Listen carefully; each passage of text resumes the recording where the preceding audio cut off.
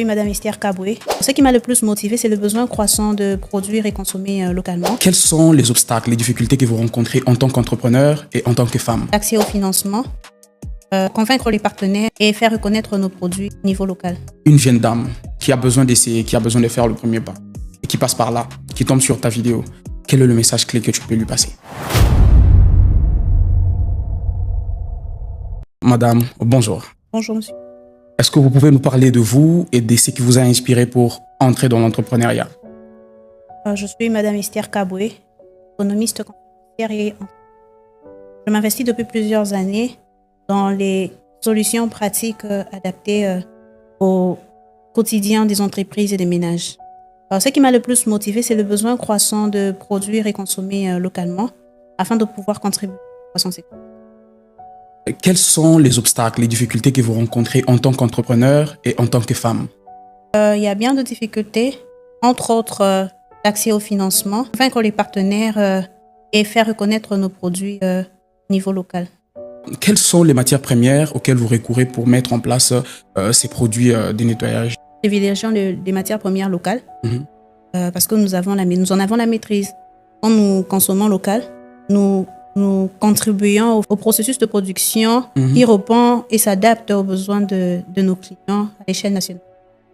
Alors, nous savons très bien que la plupart des Congolais sont dans cette dynamique de faire plus confiance aux produits qui viennent de l'extérieur que les produits fabriqués localement.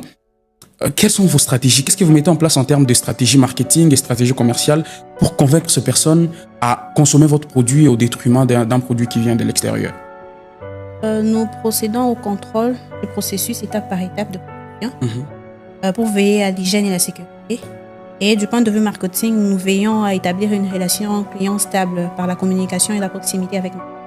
Quel message pouvez-vous envoyer à toutes ces personnes qui préfèrent beaucoup plus les produits qui viennent de l'extérieur que ceux qui sont produits localement et quelles sont les conséquences économiques? Généralement, les produits importés ne sont pas tous mauvais, mais seulement du fait qu'on n'a pas le contrôle de ce qui est utilisé dans le processus de production.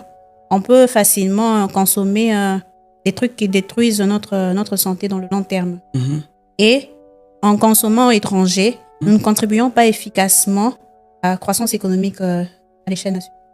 Vos produits de nettoyage, quels sont vos canaux de distribution? En termes de canaux de distribution, nous avons les écoles, les églises, les hôpitaux et bien d'autres distributeurs. Les supermarchés, c'est pour quand? Nous sommes en process. J'aimerais à ce que nous puissions prédire l'avenir. Aujourd'hui, vous êtes femme au foyer et votre mari vous dit plus d'entrepreneuriat dans ma maison. Comment vous réagissez? Je pense qu'en tant qu'entrepreneur, déjà je prévois cette situation et je me dis que je saurais trouver des solutions pour, je dirais, l'intégrer dans l'idée, au fait, transformer, au fait, l'entrepreneuriat externe en interne. Nous tous en train de... Alors, pensez-vous que le fait pour vous de prendre le temps d'en parler avec lui bien avant le mariage serait la meilleure des choses pour les mettre devant un fait accompli si jamais il vous dit de ne pas continuer à entreprendre ou c'est adaptatif selon la situation qui peut arriver? Bon, je pense que l'idée au départ n'est pas de le mettre devant un fait accompli. Mais la communication claire dès le départ est quelque chose de très important. Ça nous permet de pouvoir avoir des points et de savoir sur quelle base anticiper. Donc, je serai à l'aise d'en parler dès le départ, clairement. Et on saura quoi faire, comment faire pour ça. Et comment vous faites pour combiner le travail et l'entrepreneuriat? C'est pas du tout facile, du fait que l'entrepreneuriat est un chemin très exigeant.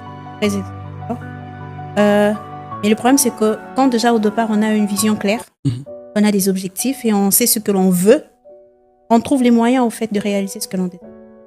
Quels sont les avantages d'être en même temps entrepreneur et en même temps travailler pour une autre personne? Les avantages sont légion.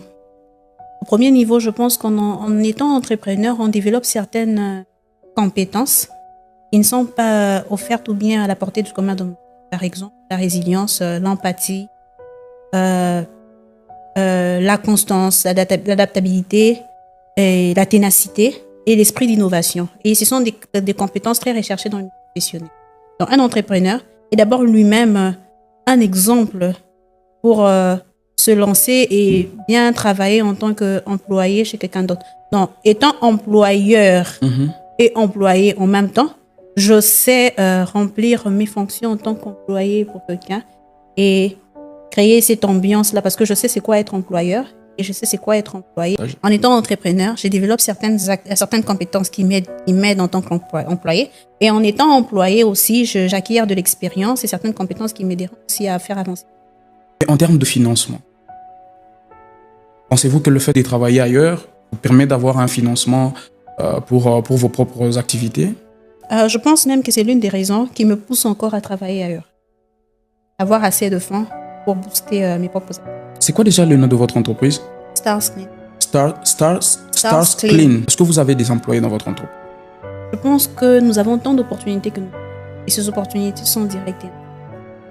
Je pense que à notre niveau, nous contribuons d'une manière indirectement parce que ceux qui consomment, ceux qui nous aident, au fait, nos actionnaires, n'ont pas à, n'ont pas à contribuer efficacement au chômage. Le fait qu'ils sont occupés, ils ont une rémunération, ils ne sont pas inclus dans la norme globale de tous les chômeurs.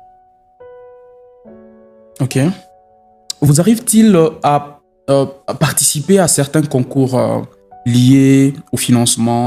Des concours, j'ai participé à un concours fait par l'ANADEC en collaboration avec Vodacom et la FEC. Notre projet avait été retenu. Et ça consistait à produire des encres écologiques. Des encres écologiques pour imprimantes. Mais depuis lors, jusqu'à présent, on n'a jamais été. Ok. Une jeune dame qui a besoin d'essayer, qui a besoin de faire le premier pas, et qui passe par là, qui tombe sur ta vidéo, quel est le message clé que tu peux lui passer? Je pense que la seule chose que je peux lui dire en quelques phrases, c'est de croire premièrement en elle-même, de croire en elle, de croire en ses talents et d'avoir une vision claire. Quand on a une vision claire de ce que l'on veut et on croit en ses talents, on croit en soi-même, je pense qu'en alignant ces trois indicateurs, on peut facilement se lancer. Ok. Que pouvez-vous dire des Transform et du podcast Your Story Can Inspire Me en 2 mots? Je pense, à mon humble avis, que c'est une structure, à mon humble avis, qui est intéressante parce qu'elle permet au fait à ceux qui traînaient encore d'être inspirés par les histoires des autres et savoir comment se lancer. Merci beaucoup d'avoir répondu à notre invitation. Alors, cher public, pour nous suivre, nous sommes sur toutes les plateformes. Nous sommes sur Facebook, nous sommes sur TikTok et sur bien d'autres réseaux sociaux. Ce podcast sera publié sur notre chaîne YouTube Transform. Alors, n'hésitez pas de nous suivre et de nous contacter. Notre numéro sera juste là en bas. Vous pouvez nous envoyer un message. Et si vous avez besoin de partager votre expérience, votre parcours, Transform est là pour vous. Et Your Story Can Inspire Me peut nous aider, peut vous aider également. Merci.